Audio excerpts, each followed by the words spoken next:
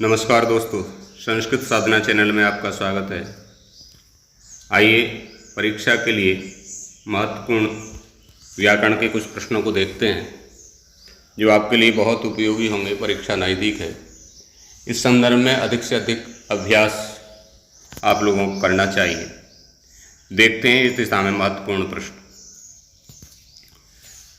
द्वंद्व समास के भेद हैं। तो द्वंद्व समास के कितने भेद हैं? 2 हैं, 3 हैं, 5 हैं या एक भेद है। तो द्वंद्व समास के 3 भेद होते हैं, एक शेष, समाहार और इतरेतर। वैसे एक शेष को नहीं माना है, किंतु आयोग ने इसको 3 सही माना है, तो आपको 3 पर ही ध्यान देना चाहिए। चंद्रशेखर में समास है, तत्पुरुष समास है, अव्ययीभाव समास है, बहुव्रीहि समास है या द्वंद्व समास है। चंद्रशेखर में बहुव्रीहि समास है। चंद्र शेखरे यस्य स चंद्रशेखर। भूतपूर्व में समास विधायक सूत्र है, कुगति प्रादय, प्राकडारात् समासः, उपसर्जनम पूर्वम या सहसुपा। तो भूतपूर्वा में सहसुपा से समास होता है। पूर्वम भूता, भूतपूर्वा इसकी विग्रह है। यदि विग्रह पूछता है तो वह भी आपको आनी चाहिए। 33 को संस्कृत में कैसे लिखेंगे? माने 33 को संस्कृत में क्या कहेंगे? त्रयोत्रिंशत्, त्रयशति, त्रयस्त्रिंशत् या त्रयोस्त्रिशति। तो क्या सही होगा? त्रयस्त्रिंशत्, त्रयस्त्रिंशत् सही हो जाएगा। नखविन्ना में समास है। नखविन्ना में कौन सा समास है? तृतीया तत्पुरुष है, कर्मधारय है, बहुव्रीहि है या द्वंद्व समास है। तो नखई भिन्ना, नखविन्ना, ये इससे तृतीया तत्पुरुष इसमें हो जाएगा, कर्ति कर्णो कृतावूलम सूत्र से। आगे देखिए, षष्ठी तत्पुरुष युक्त समास है। माने षष्ठी तत्पुरुष का कौन सा उदाहरण है इनमें से? दूरादागता है, राजपुरुषा है, धान्यार्था है या इनमें से कोई नहीं। तो ये राजपुरुषः षष्ठी तत्पुरुष युक्त समास है। राजपुरुषः, राज्ञापुरुषः, राजपुरुषः। समास में प्रथम शब्द संख्यावाचक हो तो वह द्विगु समास होगा जब दूसरा शब्द हो। तो दूसरा शब्द क्या हो? संज्ञा हो, अव्यय हो, विशेषण हो या उपसर्ग हो। तो द्विगु समास में प्रथम शब्द संख्यावाचक होता है और दूसरा संज्ञा होनी चाहिए। संज्ञा इसका सही होगा तो द्विगु समास होता है। संख्या पूर्वे द्विगु। बालक शब्द का द्वितीया बहुवचन का रूप क्या होगा? बालकम होगा, बालकौ होगा, बालकान होगा या इनमें से कोई नहीं। तो द्वितीया बहुवचन का रूप पूछा है तो बालकः, बालकौ, बालकाः, बालकम, बालकौ, बालकान। तो बालकान सही हो जाएगा। कवि शब्द का पंचमी एक वचन का क्या रूप है? माने कवि शब्द का पंचमी के एक वचन में क्या बनेगा? कवेहि बनेगा, कविभ्याम बनेगा, कविभ्य बनेगा या इनमें से कोई नहीं। तो कवेहि बनेगा। क्या बनेगा? कवेहि। पंचमी में भी और षष्ठी में भी, जैसे हरि का बनता है हरेहि, ऐसे ही कवि का बनेगा कवेहि। सुधियम किस विभक्ति का रूप है? तृतीया का है, द्वितीया का है, चतुर्थी का है, किसका है? तो सुधियम द्वितीया व्यक्ति के एक वचन का रूप है, सुधियम। आगे देखिए, पंचमी विभक्ति में भानु का सही रूप क्या होगा? माने पंचमी विभक्ति में भानु शब्द का क्या बनेगा? भानवे बनेगा, भानोभ्याम बनेगा, भानुना बनेगा या भानोह बनेगा। तो पंचमी विभक्ति में भानु शब्द का क्या बनेगा? भानोह। तो डी आंसर सही हो जाएगा, भानोह बनेगा। स्वयंभुवी किस विभक्ति का रूप है?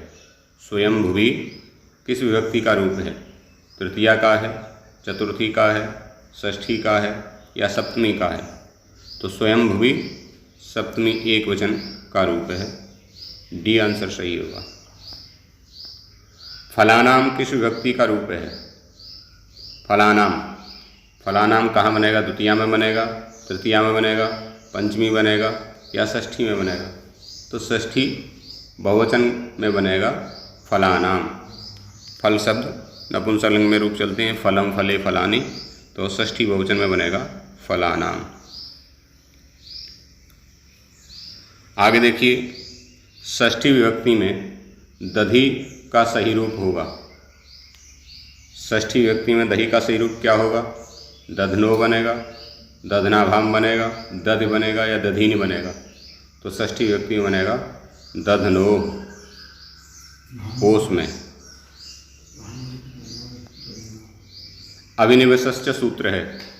अभिनिवेशश्च सूत्र कौन से कारक का है? कर्ण कारक का है, संप्रदान कारक का है, अपादान का है या कर्म कारक का है? किसका है? कर्म कारक का। अभि और नी उपसर्ग पूर्वक विस धातु के आधार की कर्म संज्ञा होती है, तो ये कर्म कारक का सूत्र है। अपादान कारक मूलतः प्रयुक्त होता है। अपादान कारक मूलतः प्रयुक्त होता है। संयोग अर्थ में प्रयुक्त होता है, वियोग अर्थ में प्रयुक्त होता है, परायत करने अर्थ में प्रयुक्त होता है या त्याग करने के अर्थ में प्रयुक्त होता है। तो मूलतः प्रयुक्त होता है अलग होने पर, माने वियोग अर्थ में, तो बी सही हो जाएगा। जैसे पेड़ से पत्ता गिरता है, तो वृक्षात् पत्रम पतति। धातुएं कितने प्रकार की होती हैं? धातुएं कितने प्रकार की होती हैं? 2 प्रकार की, 3 प्रकार की, 4 प्रकार की या 5 प्रकार की? तो धातुएं कितने प्रकार की होती हैं? 3 प्रकार की।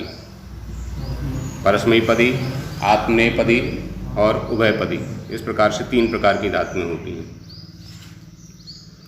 आसन्न भविष्य के लिए प्रयुक्त होता है। कौन सा लकार होता है आसन्न भविष्य के लिए?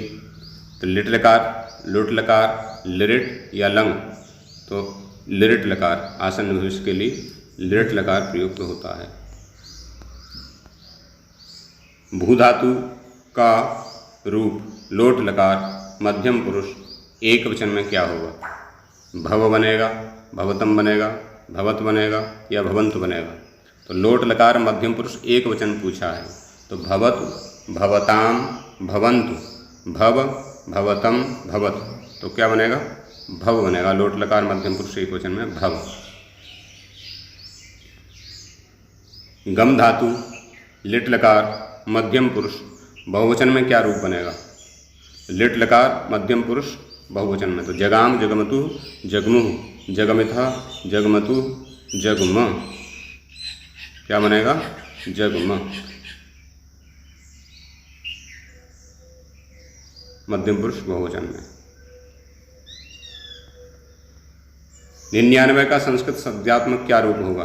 माने 99 को संस्कृत में क्या कहेंगे? नवनवति, षण्णवति, नवति या एकनवति? तो 99 को क्या कहेंगे? नवनवति। संख्या से बहुत प्रश्न आते हैं, तो 1 से 100 तक की संख्याएं तो तैयार होनी ही चाहिए। अनुवाद के प्रश्न है, देखिए, किम करवाणि ते का अर्थ क्या होगा? किम करवाणि ते, तो मैं तुम्हारे लिए क्या कर सकता हूँ, तुम मेरे लिए क्या कर सकते हो, तुम्हें क्या करना है या मैं तुमसे क्या करवाता हूँ। तो किम करवाणि ते, इसका सही भाव क्या होगा? ते, ते माने तुभ्यम, तुम्हारे लिए, तो मैं तुम्हारे लिए क्या कर सकता हूँ, ये इसका सही आंसर होगा ए। संस्कृत व्याकरण में मूलतः स्वरों की संख्या है 5 हैं, 6 हैं, 7 हैं या 8 हैं? तो मूल स्वर कितने हैं? मूल स्वर पूछे हैं, तो मूल स्वर हैं 5, आ, ई, उ और री और ली, ये मूल स्वर हैं। संधि, देखो संधि है, क्या है संधि? 2 पदों का मेल है, 2 दूरवर्ती पदों का मेल है, 2 वर्णों का मेल है या इनमें से कोई नहीं? संधि क्या है? संधि दो वर्णों का मेल है। दो पदों का मेल जहाँ होता है वो समास होता है, तो संधि दो वर्णों का मेल है। संधि के कारण हो सकता है लोप हो सकता है, दो में से एक का द्वित्व हो सकता है, कोई नया वर्ण हो सकता है, उपर्युक्त तीनों परिवर्तन हो सकते हैं। तो संधि के कारण उपर्युक्त तीनों परिवर्तन हो सकते हैं। लोप भी हो सकता है, जैसे लोपा साकल्य से आदि लग जाते हैं। दो में से एक का द्वित्व भी हो सकता है, जैसे अनुचि से द्वित्व कर देता है। कोई नया वर्ण भी होकर के बन जाता है, जैसे यण आदेश होता है तो ई को या हो जाता है। तो उपर्युक्त तीनों ही परिवर्तन हो सकते हैं। स्वर संधि का परिणाम ओ होगा। स्वर संधि का परिणाम ओ कब होगा? यदि आ अथवा आ के बाद उ या ऊ हो, यदि आ अथवा आ के बाद ई अथवा ई हो, यदि आ या आ के बाद री अथवा री हो, या इनमें से कोई नहीं। तो ये ओ जो संधि होगी स्वर संधि, वो कहाँ होगी? यदि आ अथवा आ के बाद ऊ हो। ये गुण संधि का उदाहरण है। आ अथवा आ के बाद जब ऊ आएगा तो क्या हो जाएगा?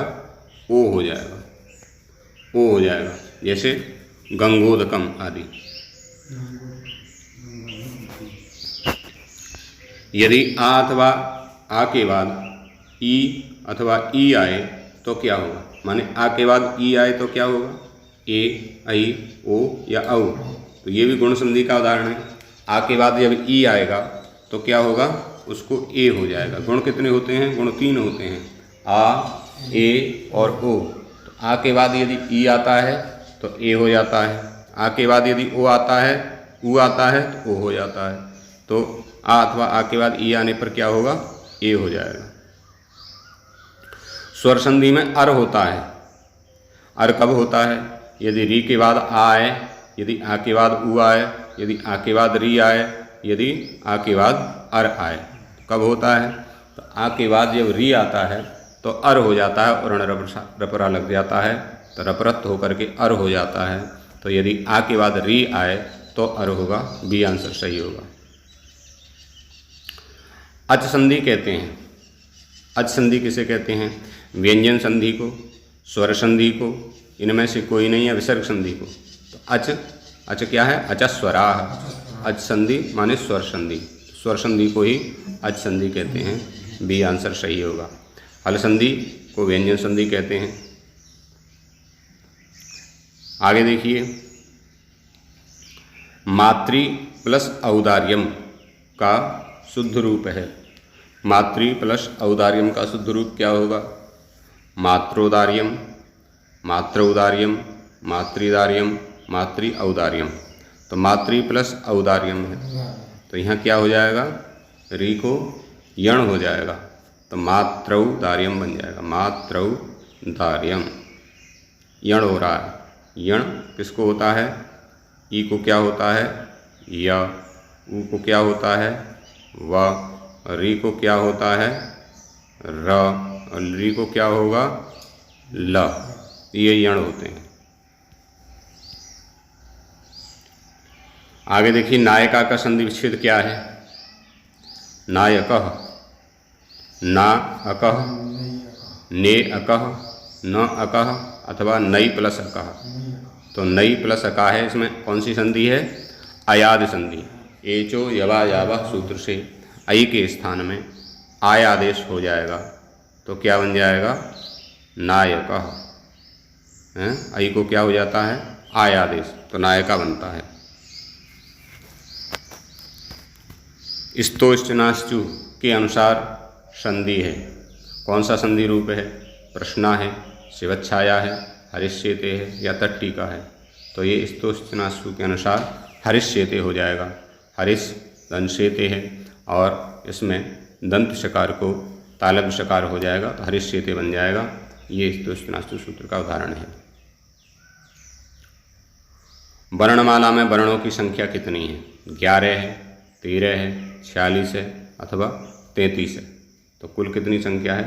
46। 33 व्यंजन और 13 स्वर। इस प्रकार से 46 वर्णमाला में संख्या है। यण संधि होगी। यण संधि कब होगी? जब आ के बाद ई आएगा जब होगी। ई के बाद ई आएगी जब होगी, आ के बाद ए आएगा जब होगी, या ई के बाद आ आएगा जब होगी। तो यण संधि कब होती है? इक के स्थान में यण होता है। तो इक माने ई उ रील री के बाद जब कोई स्वर होगा तब होगी, माने ई के बाद जब आ आएगा तो यण संधि हो जाएगी। स्वर संधि में अय होगा, अय आदेश कब होगा? ए के बाद आ हो तब, आई के बाद आ हो तब, ओ के बाद आ हो, या औ के बाद। तो अय किसको होता है? ए को। ए चो यवा यावा सूत्र से ए को क्या होता है? अय आदेश होता है।